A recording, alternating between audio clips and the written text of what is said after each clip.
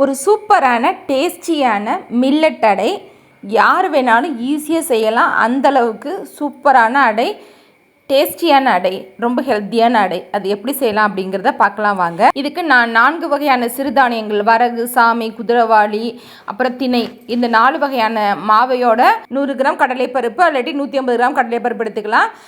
50 gram வந்து துவரம்பருப்பு, ஒரு 50 கிராம் உளுத்தம்பருப்பு, இல்லை 25 கிராம் உளுத்தம்பருப்பு, 25 கிராம் பாசிப்பருப்பு கூட எடுத்துக்கலாம்.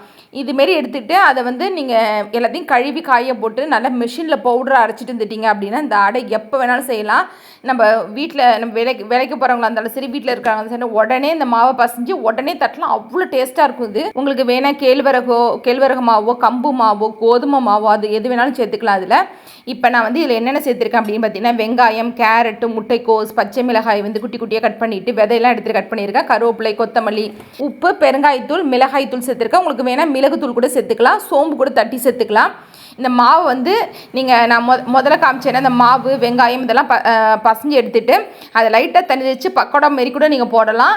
இப்போ நான் வந்து அடை மாரி செய்ய போகிறேன். இப்போ நல்லா தண்ணி தெளித்து நல்லா கெட்டியாக பசைஞ்சு வச்சுருக்கேனா, இப்போ வந்து நமக்கு வந்து தோசைகள் வந்து சூடானதுக்கப்புறம் இந்த உருண்டைகளை வந்து மெலிசாக கையில் தண்ணி தொட்டுட்டு அப்படி தட்டினீங்க அப்படின்னா அப்படி மெலிசாக தட்ட வரும். எவ்வளோ மெலிசாக தட்ட முடியுமோ அவ்வளோ மெலிசாக தட்ட முடியுது. வெஜிடபிள்ஸ்லாம் ஓரளவுக்கு நான் சின்னதாக கட் பண்ணதுனால எனக்கு வந்து மெலிசாலாம் தட்ட வந்துச்சு. நீங்கள் தண்ணி தொட்டுட்டு தட்டினீங்கன்னா கரெக்டாக தட்ட வரும். உங்களுக்கு சப்போஸ் தட்ட வரல அப்படின்னா ஒரு பாலிதீன் கவர்லையோ இல்லை இலையில, வாழை இலையில நல்லா தண்ணி தடவிட்டு எண்ணெய் தடவிட்டு அதுக்கப்புறம் வந்து அதில் கூட வச்சு தட்டலாம். நீங்கள் இது சூப்பராக தட்ட வருங்க. ஒன்றும் பெரிய கஷ்டம்லாம் கிடையாது தட்டுறதுக்கு. அவ்வளோ சூப்பராக தட்ட வரும்.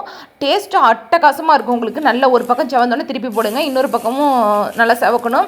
இது கல்லெண்ணெய் விட்டீங்க அப்படின்னா, கல்லெண்ணெயோட 1 ஸ்பூன் தேங்காய் எண்ணெய் கலந்து விட்டீங்க அப்படின்னா நல்ல வாசனையாக இருக்கும். இந்த அடை நல்லா டேஸ்டியாக இருக்கும், கிறிஸ்பியாக இருக்கும். பசங்களுக்கு நீங்கள் வந்து ஈவினிங் வந்து ஸ்நாக்ஸ் மாதிரி உங்களுக்கு செஞ்சு கொடுக்கலாம். நீங்கள் வந்து மார்னிங் பிரேக்ஃபாஸ்ட்டாக எடுத்துக்கலாம். நைட் டின்னருங்கிறது கொஞ்சம் முன்னாடி எடுத்துக்கணும். நீங்கள் ஒரு 7 மணிக்கு முன்னாடி எடுத்துக்கிட்டிங்கன்னா சூப்பராக இருக்கும். நல்ல ஃபுல்ஃபில்லாக இருக்கும். உங்களுக்கு சாப்பிட்டிங்கன்னா நல்லா பசி தாங்குவோம்.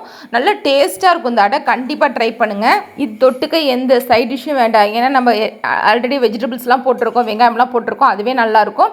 வேணால் நீங்கள் சாஸ் வேணாலும் தொட்டுக்கலாம். இல்லை அப்படின்னா தயிர் கூட தொட்டு சாப்பிட்லாம். அவ்வளோ டேஸ்ட்டாக இருக்கும். இல்லை மிளகாய் பொடி உங்களுக்கு பிடிக்குன்னா மிளகாய் பொடி கூட தொட்டு எண்ணெயில் தொட்டுட்டு மாவை மட்டும் சிரமம் பார்க்காம நீங்கள் அரைச்சி வச்சுட்டீங்க அப்படின்னா எப்போ வேணாலும் செஞ்சு சாப்பிட்லாம். உங்களுக்கு ஊற வச்சு அரைக்கிறது வந்து கஷ்டமாக இருக்கும் நிறைய பேருக்கு. அதனால் இதுமாரி செஞ்சீங்க அப்படின்னா உங்களுக்கு ஈஸியாக இருக்கும். டயட்டில் இருக்கிறவங்க கூட ரொம்ப எண்ணெய் போடாமல் மூடி வச்சு வேக வச்சு சாப்பிட்லாம்.